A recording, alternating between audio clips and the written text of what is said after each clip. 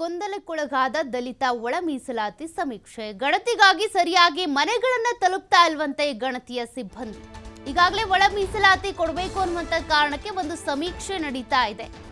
ಎಷ್ಟು ಜನಸಂಖ್ಯೆ ಇದೆ, ಯಾವ್ಯಾವ ಜಾತಿಯಲ್ಲಿ ಅನ್ನೋದ್ರ ಬಗ್ಗೆ, ಅಂದ್ರೆ ಅವರ ಉಪ ಪಂಗಡಗಳೇನಿದ್ದಾವೆ ಅದಕ್ಕೆ ಸಂಬಂಧಪಟ್ಟಂತೆ. ಬಟ್ ಸರ್ವರ್ ಸಮಸ್ಯೆ ಅಂತೇಳಿ ಗಣತಿ ಸಿಬ್ಬಂದಿ ಅರ್ಧದಲ್ಲೇ ವಾಪಸ್ ಬರ್ತಾ ಇದ್ದಾರಂತೆ. ಮನೆಗೆ ತಲುಪ್ತಾ ಇಲ್ಲ ಅನ್ನುವಂಥ ಆರೋಪಗಳು ಕೇಳಿ ಬರ್ತಾ ಇದೆ. ಇನ್ನು ಮಲೆನಾಡು ಭಾಗದಲ್ಲಿ ಒಂಟಿ ಮನೆಗಳಿಗೆ ಭೇಟಿ ಕೊಡ್ತಾನೆ ಇಲ್ವಂತೆ ಸಿಬ್ಬಂದಿ. ಇನ್ನು ಆ್ಯಪ್ ಮೂಲಕ ಕೇಳಿರುವ ಪ್ರಶ್ನೆಗಳಿಗೆ ಉತ್ತರಿಸೋದಕ್ಕೆ ಅನಕ್ಷರಸ್ಥರು ಪಾಪ ಪರದಾಡ್ತಿದ್ದಾರೆ. ಸುಮಾರು 40 ಪ್ರಶ್ನೆಗಳಿಗೆ ಉತ್ತರಿಸಬೇಕಾದಂಥ ಅನಿವಾರ್ಯತೆ ಇದೆ. ಬಟ್ ಅವರಿಗೆ ಅನಕ್ಷರಸ್ಥರಿಗೇನಿದೆ ಉತ್ತರ ಕೊಡೋದಕ್ಕಾಗ್ತಾ ಇಲ್ಲ. ಇದರಿಂದ ಜಾತಿ ಗಣತಿ ಕಾರ್ಯ ಮತ್ತಷ್ಟು ವಿಳಂಬ ಆಗುವಂತ ಸಾಧ್ಯತೆ ಇದೆ. ಇನ್ನು ಪಟ್ಟಣಗಳಲ್ಲಿ ಮನೆಗಳಿಗೆ ಇನ್ನೂ ಕೂಡ ಗಣತಿದಾರರು ಭೇಟಿನೇ ನೀಡಿಲ್ವಂತೆ. ಉಳಿದಿರುವ ಸಮಯದಲ್ಲಿ ಎಲ್ಲಾ ಗಣತಿ ಮಾಡ್ತಾರಾ ಅನ್ನುವಂಥ ಅನುಮಾನ ಕೂಡ ಈಗ ವ್ಯಕ್ತವಾಗ್ತಾ ಇದೆ. ಈ ಬಾರಿಯೂ ಸರ್ಕಾರಕ್ಕೆ ಸರಿಯಾದ ಅಂಕಿಅಂಶ ಸಿಗೋದಿಲ್ಲ ಅಂತ ಅನೇಕರು ಮಾತನಾಡ್ತಾ ಇದ್ದಾರೆ. ಈಗಾಗಲೇ ನೋಡಿ, ಒಂದು ಜಾತಿ ಗಣತಿ ಏನಿದೆ, ಜನಗಣತಿ, ಅದು 2015ರಲ್ಲಿ ಆಗಿದ್ದು, ಅದು ಬೇರೆ ಸಪ್ರೇಟ್. ಬಟ್ ಇಲ್ಲಿ SC ಅವರಿಗೆ ಅಥವಾ SC/ST ಅವರಿಗೆ ಈ ರೀತಿ ಮೀಸಲಾತಿ, ಒಳ ಮೀಸಲಾತಿ ಕೊಡಬೇಕು ಅನ್ನುವಂಥ ಕಾರಣಕ್ಕೆ ಸುಪ್ರೀಂ ಕೋರ್ಟ್ ಏನು ಒಂದು ಆದೇಶವನ್ನು ಕೊಟ್ಟಿತ್ತು. ಆಯಾ ರಾಜ್ಯಗಳಲ್ಲಿ ನಿಮ್ಮ ಜನಸಂಖ್ಯೆಗೆ ಅನುಗುಣವಾಗಿ ಒಳ ಮೀಸಲಾತಿಯನ್ನು ಕಲ್ಪಿಸಬಹುದು ಅನ್ನುವಂಥ ಒಂದು ಆದೇಶ ಏನಿತ್ತು, ಅದಕ್ಕೆ ಸಂಬಂಧಪಟ್ಟಂತೆ ಕರ್ನಾಟಕನೂ ಕೂಡ ಆ ಒಂದು ಆದೇಶವನ್ನು ಸ್ವೀಕಾರ ಮಾಡಿ ನಾವು ಒಳ ಮೀಸಲಾತಿ ಕೊಡಬೇಕು ದಲಿತ ಜನಾಂಗಕ್ಕೆ ಅನ್ನುವಂಥ ಕಾರಣಕ್ಕೆ. ಹಾಗಾದರೆ ಅವರಲ್ಲೂ ಬೇರೆ ಬೇರೆ ಕೆಟಗರಿಗಳಿರೋದ್ರಿಂದ ಎಷ್ಟು ಜನಸಂಖ್ಯೆ ಇದೆ ಅನ್ನೋದನ್ನ ತಿಳ್ಕೊಳ್ಬೇಕಲ್ಲ. ಅದಕ್ಕಾಗಿ ಒಂದು ಒಳ ಮೀಸಲಾತಿ ಸಮೀಕ್ಷೆ ಮಾಡ್ತೀವಿ, ಮನೆ ಮನೆಗೆ ಹೋಗಿ ನಾವು ಸರ್ವೆ ಮಾಡ್ತೀವಿ ಅಂದಿದ್ರು. ಬಟ್ ಅದು ಸಕ್ಸಸ್ ಆಗ್ತಾ ಇಲ್ಲ.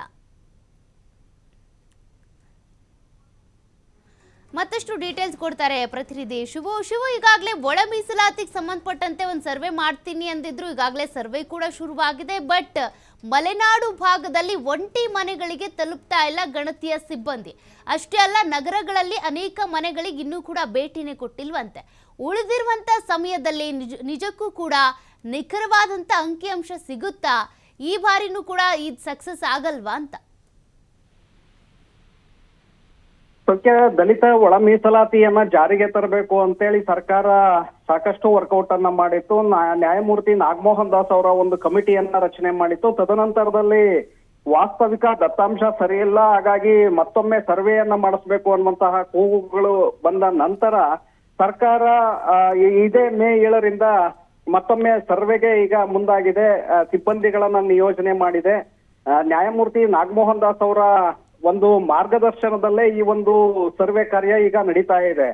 ಈಗಾಗಲೇ ಮೇ 7ರಿಂದ ಪ್ರಾರಂಭವಾಗಿರುವಂತದ್ದು ಈಗಾಗಲೇ 8 ದಿನಗಳು ಮುಗಿದಿದೆ. ಇವತ್ತಿಗೆ ಕೊನೆಯಾಗಬೇಕಾಗಿತ್ತು, ಆದ್ರೆ 23ರವರೆಗೆ ಮತ್ತೆ ವಿಸ್ತರಣೆಯನ್ನ ಮಾಡಲಾಗಿದೆ ಈ ಒಂದು ದತ್ತಾಂಶ ಸಂಗ್ರಹ ಸರ್ವೆಯನ್ನ ಮಾಡೋದಕ್ಕೆ.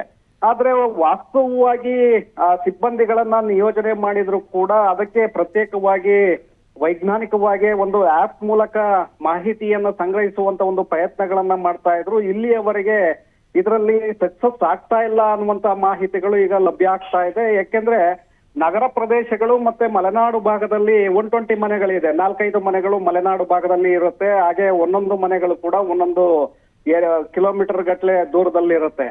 ಸೊ ಇಂತಹ ಮನೆಗಳಿಗೆ ಈ ಸಿಬ್ಬಂದಿಗಳು, ಸರ್ವೆ ಮಾಡುವಂತಹ ಸಿಬ್ಬಂದಿಗಳು ತಲುಪ್ತಾ ಇಲ್ಲ, ಅವರ ಮಾಹಿತಿಯನ್ನ ಸಂಗ್ರಹ ಮಾಡ್ತಾ ಇಲ್ಲ ಅನ್ನುವಂತ ಆರೋಪಗಳು ಈಗಾಗಲೇ ಎದುರಾಗ್ತಾ ಇದೆ. ಬಹಳಷ್ಟು ಶಾಸಕರು ಕೂಡ ಇದರ ಬಗ್ಗೆ ಈಗಾಗಲೇ ಆರೋಪಗಳನ್ನ ಮಾಡ್ತಾ ಇದ್ದಾರೆ. ಸರಿಯಾಗಿ ಸರ್ವೆ ನಡೀತಾ ಇಲ್ಲ, ದಲಿತ ಸಮುದಾಯದಲ್ಲಿರುವಂತಹ ಒಳಪಂಗಡಗಳನ್ನ ಜನರನ್ನ ತಲುಪ್ತಾ ಇಲ್ಲ, ಅವರ ಮಾಹಿತಿಗಳನ್ನ ಸಂಗ್ರಹಿಸ್ತಾ ಇಲ್ಲ ಅನ್ನುವಂಥದ್ದಿದೆ. ಇದರ ಜೊತೆಗೆ 40 ಪ್ರಶ್ನೆಗಳನ್ನ ಇದರಲ್ಲಿ ಕೇಳಲಾಗಿದೆ ಅನ್ನುವಂತ ಮಾಹಿತಿಗಳು ಕೂಡ ಇದೆ. ಏನು ಸರ್ವೆಯನ್ನ ಮಾಡ್ತಾರೆ, ಪ್ರತಿ ಮನೆಗೆ ಭೇಟಿ ನೀಡಿದಂತ ಸಂದರ್ಭದಲ್ಲಿ 40 ಪ್ರಶ್ನೆಗಳಿಗೆ ಉತ್ತರವನ್ನ ಪಡ್ಕೊಳ್ಬೇಕಾಗಿದೆ. ಅವರ ಉದ್ಯೋಗ, ಕೆಲಸ, ಕಾರ್ಯ, ಹಾಗೆ ಕುಟುಂಬದಲ್ಲಿರುವಂತಹ ಸದಸ್ಯರ ಸಂಖ್ಯೆ, ಮತ್ತೆ ಹಳ್ಳಿಯಲ್ಲಿ ಇರುವಂತವ್ರು ಯಾರು, ನಗರ ಪ್ರದೇಶಗಳಲ್ಲಿ ಯಾರಿದ್ದಾರೆ, ಬೇರೆಯವರು ಅಬ್ರಾಡ್ ನಲ್ಲಿ ಯಾರಿದ್ದಾರೆ, ಇದರ ಸಂಪೂರ್ಣವಾದಂತ ಮಾಹಿತಿಯನ್ನ ಕಲೆ ಹಾಕೋದಕ್ಕೆ 40 ಪ್ರಶ್ನೆಗಳನ್ನ ಹಾಕಲಾಗಿದೆ. ಸೊ ಅದಕ್ಕೆ ಅನಕ್ಷರಸ್ಥರು ಸರಿಯಾಗಿ ಉತ್ತರವನ್ನ ಕೊಡ್ತಾ ಇಲ್ಲ. ಯಾಕೆಂದ್ರೆ ಕಠಿಣವಾದಂತ ಪ್ರಶ್ನೆಗಳನ್ನ ಹಾಕಿರೋದ್ರಿಂದ ಅವರಿಗೆ ಗ್ರಾಮೀಣ ಪ್ರದೇಶದಲ್ಲಿ ಮಾಹಿತಿಗಳನ್ನ ಸರಿಯಾಗಿ ಕೊಡೋದಕ್ಕೂ ಕೂಡ ಆಗ್ತಾ ಇಲ್ಲ, ಅವರಿಂದ ಮಾಹಿತಿಯನ್ನ ಪಡೆದುಕೊಳ್ಳೋದಕ್ಕೆ ಆಗ್ತಾ ಇಲ್ಲ ಅನ್ನುವಂತಹ ಆರೋಪಗಳು ಕೂಡ ಕೇಳಿ ಬರ್ತಾ ಇದೆ. ಹಾಗಾಗಿ ನಗರ ಪ್ರದೇಶಗಳಲ್ಲಿ ಇಲ್ಲಿಯವರೆಗೂ ಕೂಡ ಯಾವುದೇ ಮನೆಗಳನ್ನ ರೀಚ್ ಆಗ್ತಾ ಇಲ್ಲ. ಸರ್ವೆ ಸಿಬ್ಬಂದಿಗಳು ಎಲ್ಲಿದ್ದಾರೆ, ಯಾವ ಮನೆಗಳಿಗೆ ಭೇಟಿಯನ್ನ ಕೊಡ್ತಾ ಇದ್ದಾರೆ ಅನ್ನುವಂಥದ್ದು ಇನ್ನೂ ಕೂಡ ಗಮನಕ್ಕೆ ಬರ್ತಾ ಇಲ್ಲ. ಸೊ ಹಾಗಾಗಿ ಈ ಒಂದು ಒಳ ಮೀಸಲಾತಿಗಾಗಿ ನಡೀತಾ ಇರುವಂತಹ ಸರ್ವೆ ಕಾರ್ಯ ಮತ್ತಷ್ಟು ವಿಳಂಬ ಆಗುವಂತ ಸಾಧ್ಯತೆಗಳಿದೆ. ಜೊತೆಗೆ ಸರಿಯಾದಂತ ಮಾಹಿತಿಗಳನ್ನ ಈ ಬಾರಿ ಕೂಡ ಸಂಗ್ರಹಿಸೋದಕ್ಕೆ ಅಸಾಧ್ಯ ಅನ್ನುವಂತ ಆರೋಪಗಳು ಈಗಾಗಲೇ ಎದುರಾಗ್ತಾ ಇದೆ. ಇದನ್ನ ಯಾವ ರೀತಿಯಾಗಿ ಸರ್ಕಾರ ನಿಭಾಯಿಸುತ್ತೆ ನೋಡ್ಬೇಕಾಗತ್ತೆ. ಓಕೆ.